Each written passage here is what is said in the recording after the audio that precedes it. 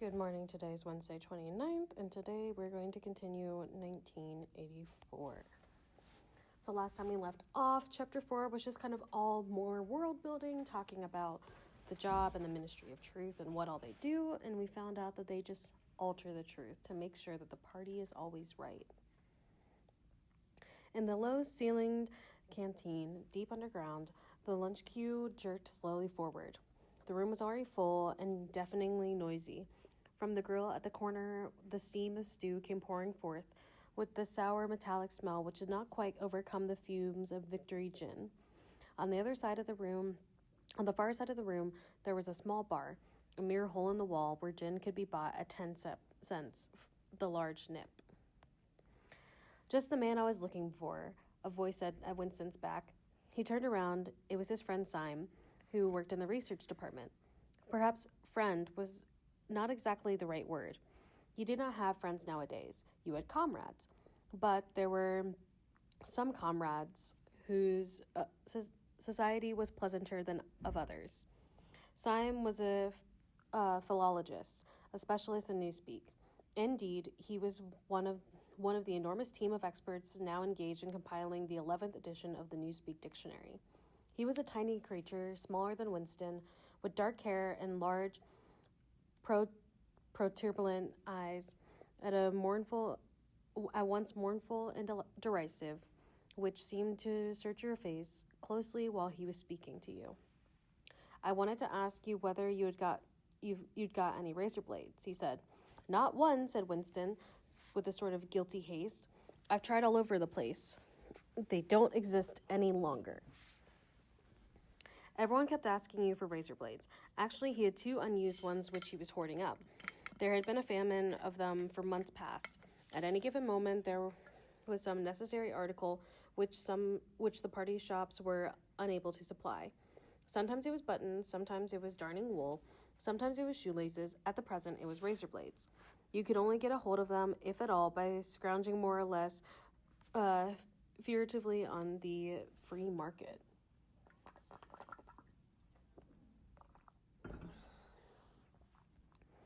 The queue gave another jerk forward. As I halted, he turned and faced Syme again. Each of them looked at the greasy metal tray from a pile at the end of the counter. "Did you go and see the prisoners hanged yesterday?" asked Syme. "I was working," said Winston indifferently. "I see it on the flicks, I guess." "A very adequate substitute," said Syme. His mocking eyes roved over Winston's face. "I know you," the eyes seemed to say. "I see through you. I know very well why you didn't go see those prisoners hanged." In an intellectual way, Syme was venomously orthodox. He would talk with a disagreeable, gloating satisfaction of helicopter raids on enemy villages, and trials and confessions of thought criminals, the executions in the cellar of the Ministry of Love.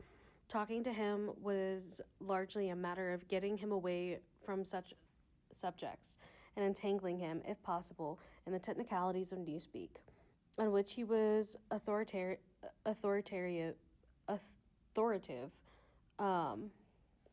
and interesting. Winston turned his head a little aside to avoid the scrutiny of the large dark eyes. "It was a good hanging," said Syme reminiscently. "I think it spoils it when they tie their feet together. I like to see them kick around.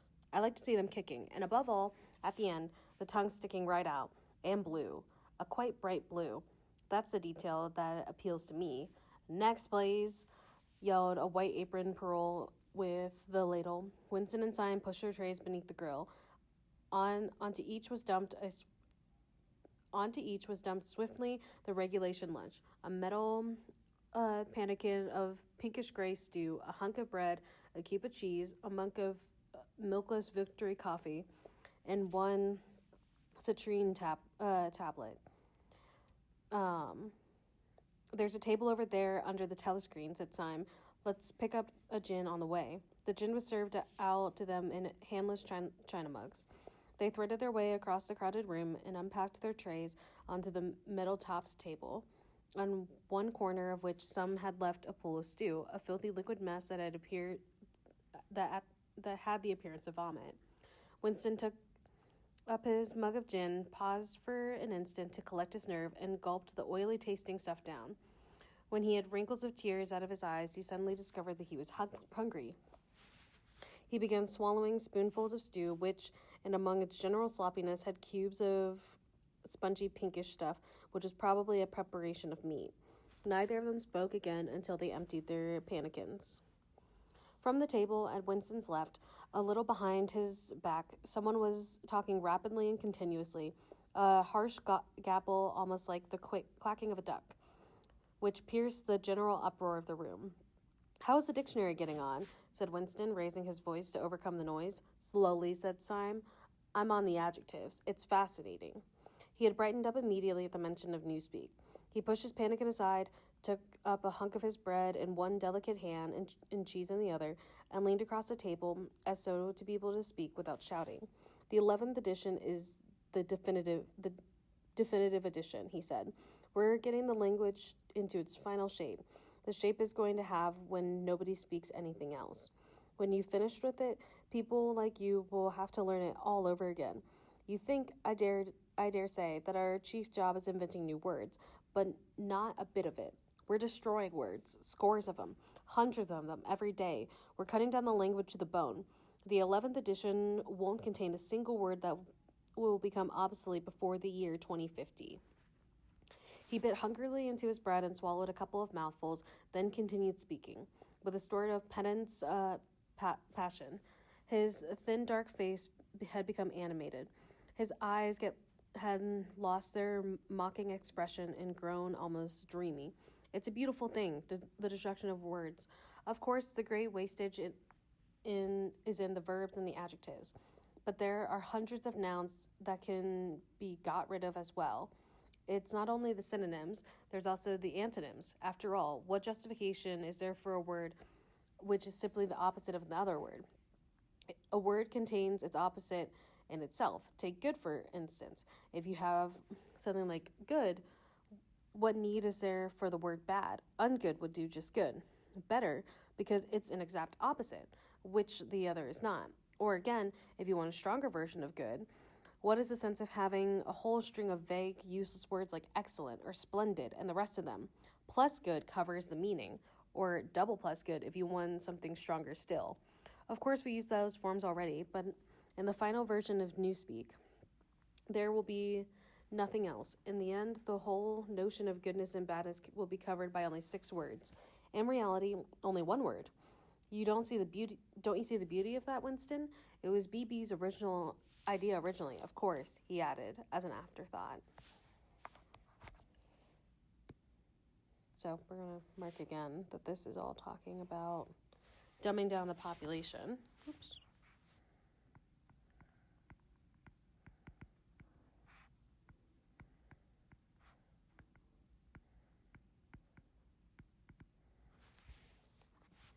And I would also argue taking away important words for expressing emotion and feelings.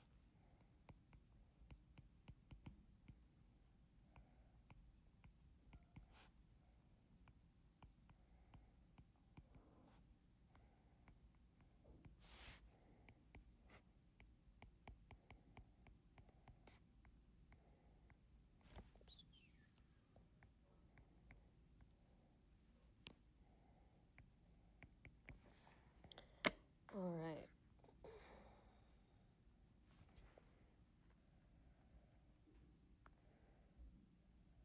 All right, I was right here. Sorry. A sort of vapid eagerness flitted across Winston's face at the mention of Big Brother. Nevertheless, Syme immediately detected a certain lack of enthusiasm.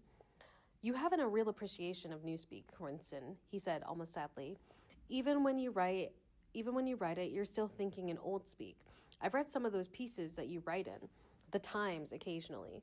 They're good enough, but they're translations. In your heart, you'd prefer to stick to old speak, with all its vagueness and its useless shades of meaning. You don't grasp the beauty of the destruction of words.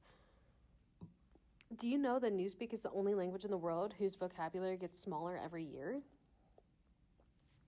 Winston did know that, of course. He smiled, sympathetically, he hoped, not trusting himself to speak. Syme bit off another fragment of the dark-colored bread, chewed it briefly, then went on. Don't you see that the whole aim of Newspeak is to narrow the range of thought? In the end, we shall make thought crime literally impossible, because there will be no words in which to express it. Every concept that can ever be needed will be expressed by exactly one word, in its meaning frigidly defined and all of its subsidiary meanings rubbed out and forgotten. Already, in the 11th edition, we're not far from that point, but the process will be continuing long after you and I are dead. Every year, fewer and fewer words, the range of consciousness will always a little smaller. Even now, of course, there's no reason or excuse for committing thought crime. It's merely a question of self-discipline, reality control. But in the end, there won't be even a need for that. The revolution will be complete when the language is perfect. Newspeak is Ingsoc, and Ingsoc is Newspeak, he added with a sort of mystical satisfaction. Has it ever occurred to you, Winston, that by the year 2050, at the very latest, not a single human being will be alive who could understand such a conversation that we're having now? Except, began Winston doubtfully, and he stopped. It had been on the tip of his tongue to say, except the proles, but he checked himself, not feeling fully certain that this remark was not in some way unorthodox. Syme, however, had divined what he was going to say. The proles are not human beings, he said carelessly. By 2050, probably, all real knowledge of Oldspeak will have disappeared. The whole literature of the past has been destroyed. Chaucer, Shakespeare, Milton, Byron, they'll exist only in Newspeak versions, not merely changed into something different, but actually changed into something contradictory of what they used to be. Even the literature of the party will change. Even the slogans will change. How could you have a slogan like "freedom is slavery" when the concept of freedom has been abolished? The whole climate of thought will be different. The fact that there will be no thought, as we understand it now, orthodoxy means not thinking, not needing to think. Orthodoxy is unconsciousness. One of these days, thought Winston with a sudden deep conviction, Simon will be vaporized. He is too intelligent. He sees too clearly and speaks too plainly. The party does not like such people. One day he will disappear. It is written in his face. Winston had finished his bread and cheese. He turned a little sideways in his chair to drink his mug of coffee. At the end of the table left the man with the strident voice, who was still talking remorsefully away. A young woman who was perhaps a secretary, who was sitting with her back to Winston, was listening to him and seemed to be eagerly agreeing with everything he said. From time to time, Winston could hear such a remark as, "I think you're so right. I do so agree with you," uttered in a youthful and rather silly feminine voice. But the other voice never stopped for an instant, not even when the girl was speaking. Winston knew the man by sight, even though he knew no more about him than that he had held some important post in the fiction department. He was a man about 30, with a muscular throat and a large, mobile mouth.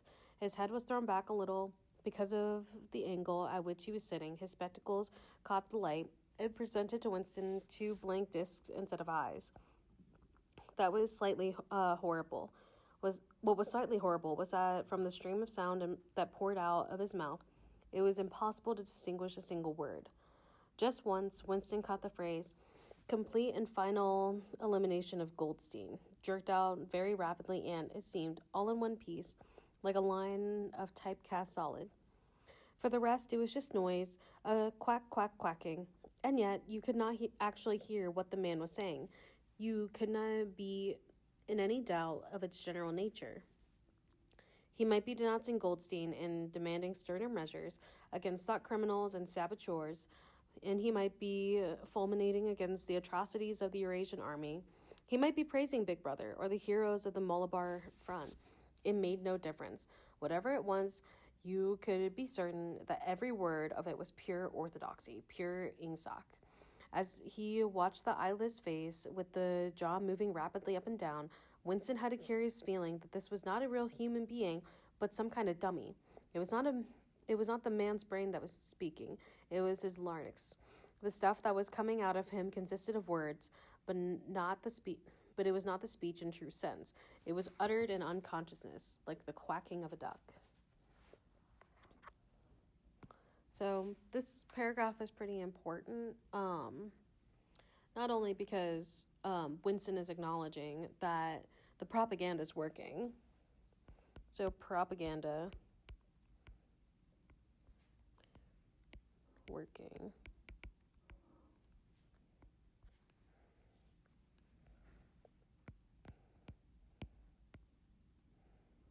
But it's working so well that we have to debate whether or not this is this is a true person. A man so fit and so eager to tell the tales of whatever he's talking about and praise Oceana and Ingsoc. That is what we're talking about. Syme had fallen silent for a moment, and with the handle of his spoon and tracing patterns in the puddle of stew, the voice from the other table quickly quacked rapidly on, easily audible in spite of the surrounding din. "There is a word in newspeak," said Syme. "I don't know whether you know it. Duck speak. To quack like a duck. It is one of those interesting words that have two contradictory meanings. Applied to an opponent, it is abuse. Applied to someone you agree with, it is praise." Unquestionably, Syme will be vaporized, Winston thought again. He thought it was some kind of sadness, although, well knowing that Syme despised him and slightly disliked him, it was fully capable of denouncing him as a thought criminal if he saw any reason for doing so. There was something subtly wrong with Syme. There was something that he lacked. Discretion, aloofness, a sort of saving stupidity. You could not say that he was unorthodoxy. He believed in the principles of Ingsoc. He was venerated Big Brother, had rejoiced over victories. He hated heretics, not merely with sincerity, but with the sort of restless zeal and an up-to-dateness of information which the ordinary party member did not approach. Yet a faint air of disreputability always clung to him.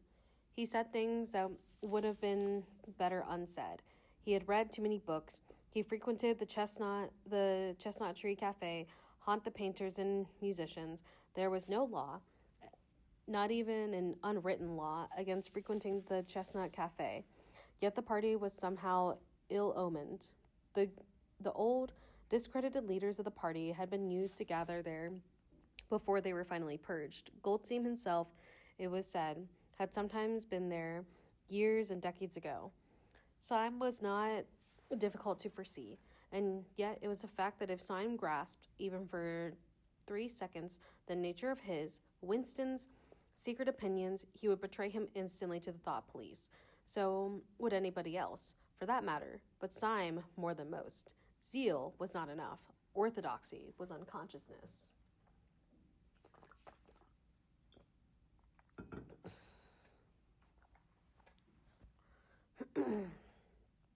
Simon looked up. "Here comes Parsons," he said. For something in the tone of his voice seemed to add, "That bloody fool Parsons." Winston's fellow tenant at Victory Manson's was in fact threading his way into the room. A tubby, middle-sized man with fair hair and a frog-like face. At 35, he was already putting on rolls of fat at neck and waistline, but his movements were brisk and boyish. His whole appearance was that of a little boy grown large. So much so that although he was wearing the regulation overalls, it was almost impossible not to think of him being dressed in the blue shorts, gray shirt, and red handkerchief of the spy. In visualizing him, saw always a picture of dimpled knees and sleeves rolled back from pudgy forearms. Parson did indeed invariably revert to shorts when a community hike or any other physical activity gave him an excuse for doing so. He greeted both of them with a cheery "hello, hello," and sat down at the table, giving off an intense smell of sweat. Beads of moisture stood out all over his pink face. His powers of sweating were extraordinary. At the community center, you could always tell when he had been playing table tennis by the dampness of the bat handle. Syme had produced a strip of paper on which there was a long column of words, and was studying it with an ink pencil between his fingers. "Look at him working away in the lunch hour," said Parsons, nudging Winston. "Keenness, eh? What's that you got there, old boy? Something a bit too brainy for me, I suspect? Smith, old boy, I'll tell you why I'm chasing you. That it's a sub you forgot to give me." "Which sub is that?" said Winston, automatically feeling for money. About a quarter of one's salary had been earmarked for voluntary subscriptions, which were numerous that it was difficult to keep track of them. For Hate Week, the House by House Fund, I'm treasurer for our block. We're making an all out effort, going to put on a tremendous show. I'll tell you, it won't be my fault if Old Victory Mansions doesn't have the biggest outfit of flags in the whole street. $2, you promised me. Winston found and handed over 2 creased and filthy notes, which Parsons entered into a small notebook with neat handwriting of the illiterate. By the way, old boy, he said, I hear that little beggar of mine let fly at you with his catapult yesterday. I gave him a good dressing down for it. In fact, I told him I'd take that catapult away if he'd do it again. I think he was a little upset at not going to the execution, said Winston. Ah, well, that's what I mean to say. Shows the spirit, doesn't it? Mischievous little buggers they are. They, both of them, talk about keenness. All they think about is the spies and the war, and of course, do you know what that little girl of mine did last Saturday when her troop was on a hike out Berkhamsted way? She got 2 other girls to go with her, slipped off from the hike, and spent the whole afternoon following a strange man. They kept his trail for 2 hours right through the woods, and then when they got to Amersham, handed him over to the patrols. What did they do it for? Said Winston, somewhat taken aback. Parsons went on triumphantly. My kid makes sure he was some kind of enemy agent. Might have been dropped off by parachute, for instance. But the point, old boy, what do you think put her on to him in the first place? She spotted him wearing funny shoes. Said she'd never seen anyone wearing shoes like that before, so chances were he was a foreigner. Pretty smart for a nipper of 7, eh? What happened to the man? I couldn't say, of course, but I couldn't be altogether surprised if... Parson made a motion of aiming a rifle and clicked his tongue for the explosion. Good, said Syme abstractedly, without looking up from his strip of paper. Of course, we can't afford to take chances, agreed Winston, dutifully. That's what I mean to say. There is a war on, said Parsons. As though in confirmation of this, a trumpet call floated on the telescreen just above the heads. However, it was not the proclamation of military victory this time, but merely an announcement from the Ministry of Plenty. Comrades, cried an eager youthful voice. Attention, comrades. We have glorious news for you. We have won the battle for production. Returns now complete of the output of all classes of consumption goods show that the standard of living has risen by no less than 20% over the year. All over Oceania this morning there were irrepressible, spontaneous demonstrations when workers marched out of factories and offices and paraded through the streets with banners voicing their gratitude to Big Brother for the new happy life which his wise leadership has bestowed upon us. Here are the complete figures. Foodstuff. The phrase "our happy new life" reoccurred several times. It had been a favorite in late with the Ministry of Plenty. Parsons, his attention caught by the trumpet call, sat listening with a sort of gaping solemnity, a sort of edified boredom. He could not follow the figures, but he was aware that they were in some way a cause for satisfaction. He had lugged out a huge and filthy pipe which was already full of charred tobacco. With the tobacco ratio at 100 grams a week, it was seldom possible to fill a pie to the top. Winston was smoking a Victory cigarette which he had carefully horizontal. The new ration did not start until tomorrow, and he only had 4 cigarettes left. For the last moment, he had shut his ears to the remote noises and listenings to the stuff that streamed out of the telescreen. It appeared that there had been demonstrations to thank Big Brother for raising the chocolate rations to 20 grams a week. And only yesterday, he reflected, it had been announced that the ration was reduced to 20 grams a week. Was it possible they could swallow that after only 24 hours? Yes, they swallowed it. Parsons swallowed it easily, with the stupidity of an animal. The eyeless creature at the other table swallowed it fanatically, passionately, with the furious desire to track down, denounce, and vaporize anyone who suggests that last week the ration had been 30 grams. Syme, too, in some sort of complex way involving doublethink, Syme swallowed it. Was he then alone in the possession of a memory? The fabulous statistics continue to pour out on the telescreen. As compared with the last year, there was more food, more clothes, more houses, more furniture, more cooking pots, more fuel, more ships, more helicopters, more books, more babies, more of everything except for disease, crime, and insanity. Year by year, minute by minute, everybody and everything was whizzing rapidly upwards. As Stein had done earlier, Winston had taken up his spoon and was dabbing it in the pale-colored gravy that dribbled down across the table, drawing a long streak of it into a pattern. He meditated resentfully on the physical texture of life. Has it always been like this? Had foods always tasted like this? He looked around the canteen, a low-ceilinged, crowded room, its walls grimy from the contact of innumerable bodies, battered metal tables and chairs, placed so close together that you sat with elbows touching, bent spoons, dent trays, coarse white mugs, all surfaces greasy, grime in every crack, and the sourish composite smell of bad gin and bad coffee and metallic stew and dirty clothes. Always in your stomach and in your skin there was some sort of protest, a feeling that you had been cheated of something that you had a right to. This was true that he had no memories of anything greatly different. At any time he could accurately remember, there had never been quite enough to eat.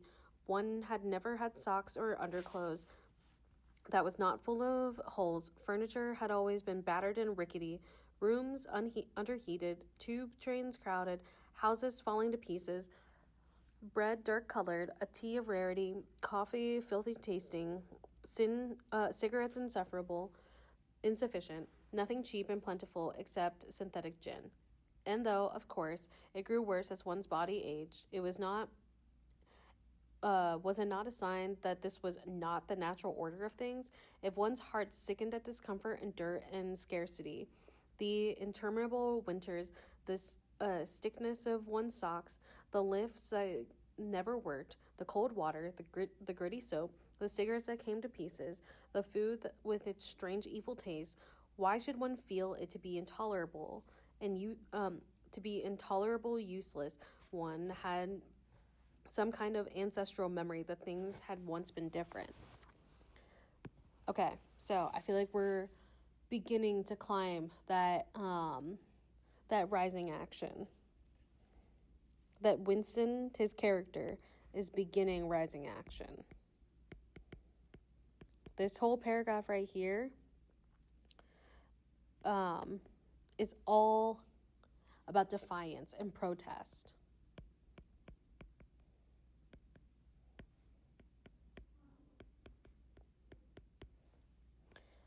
Non-conformity. And for the sake of how they speak, he's double thinking. Yeah, this is huge for Winston because we've seen him as being hesitant about everything, but I feel like this paragraph right here is just really saying, like, this is BS. Like, we shouldn't stand for this. He looked around the canteen again.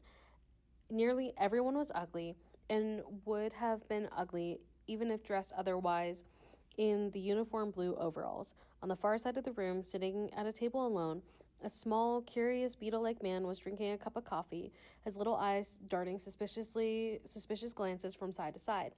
How easy it was, thought Winston, if you cannot look about you, to believe that the physical type set up was by the party as an ideal. Tall, muscular youths and deep-bosomed maidens, blonde-haired, vital, sunburnt, carefree, existed and even predominated. Actually, so far as he could judge, the vast majority of people in Airstrip 1 were small, dark, and ill-flavored.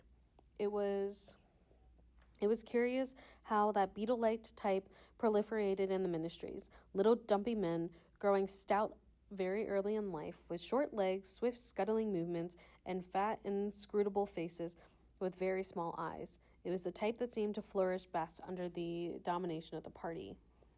The announcement from the Ministry of Plenty ended on another trumpet call and gave way to tinny music. Parsons, stirred to vague enthusiasm by the bombardment of figures, took his pipe out of his mouth. The Ministry of Plenty's certainly done a good job this year, he said, with a knowing shake of his head. By the way, Smith, old boy, I suppose you haven't gotten any razor blades you can let me have? Not one, said Winston. I've been using the same blade for 6 weeks myself. Ah, well, just thought I'd ask you, old boy. Sorry, said Winston. The quacking voice from the next table's temporary silence during the ministry's announcement had started up again, as loud as ever. For some reason, Winston suddenly found himself thinking of Mrs. Parsons, with her wispy hair and the dust in the creases of her face. Within 2 years, those children would be denouncing her to the thought police. Mrs. Parsons would be vaporized. Syme would be vaporized. Winston would be vaporized. O'Brien would be vaporized. Parsons, on the other hand, would never be vaporized. The eyeless creature from the quacking voice would never be vaporized. The little beetle man who scuttled so nimbly through the labyrinthine corridors of the ministries, they, too, would never be vaporized. The girl with the dark hair, the girl from the fiction department, she would never be vaporized. It seemed to him that he knew instinctively who would survive and who would perish, though just what it was made for survival was not going to be easy. At this moment, he was dragged out of his reverie with a violent jerk. The girl at the next table had turned partly round and was looking at him. It was the girl with dark hair. She was looking at him in a sidelong way, but with curious intensity. The instant she caught his eye, she looked away again. The sweat started out on Winston's backbone. A horrible pang of terror went through him. It was gone almost at once, but it left a sort of nagging uneasiness behind. Why was she watching him? Why did she keep following him about? Unfortunately, he could not remember whether she had already been at the table when he arrived, or had come minutes afterwards. But yesterday, at any rate, during the 2-minute hate, she sat immediately behind him when there was no apparent need to do so. Quite likely, her real object was to listen to him and make sure whether he was shouting loudly enough. His earlier thought returned to him, probably that she was not actually a member of the thought police. But then it was precisely the amateur spy who was the greatest danger of all. He did not know how long she had been looking at him, perhaps for as long as 5 minutes, but it was possible that his features had not been perfectly under control. It was terribly dangerous to let your thoughts wander when you were sitting in a public place or within range of a telescreen. The smallest thing could give you away: a nervous tic, an unconscious look of anxiety, a habit of muttering to yourself, anything that carried with it the suggestion of abnormality, of having something to hide.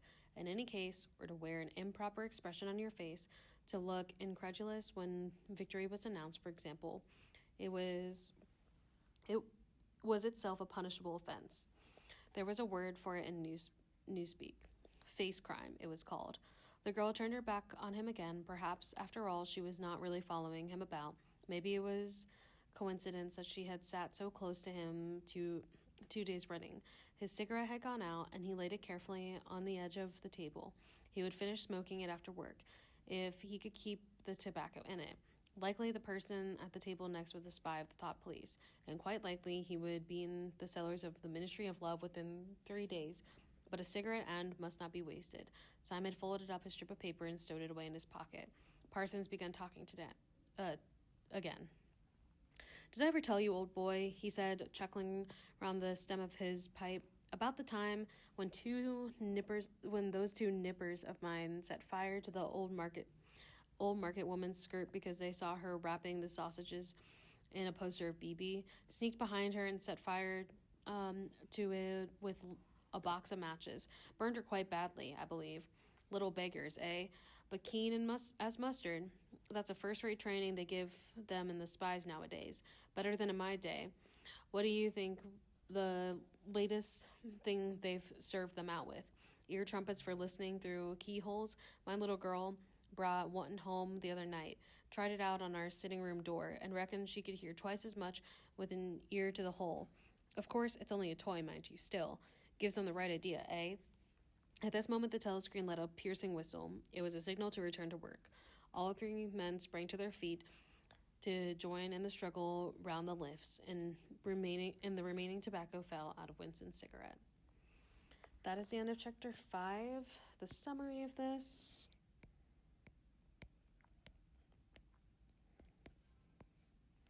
we have Syme, destroyer of words. We got Quack Speak,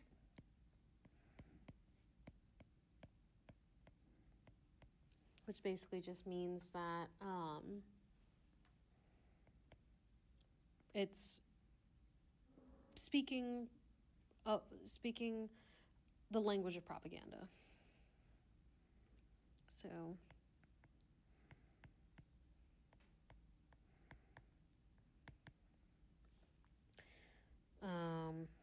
and then we got Parsons.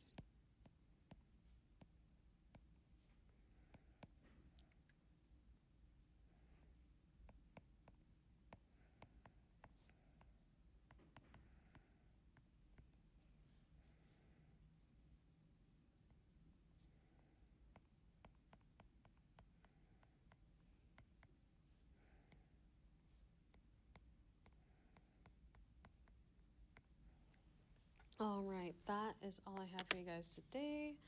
Be sure to like and subscribe. I will see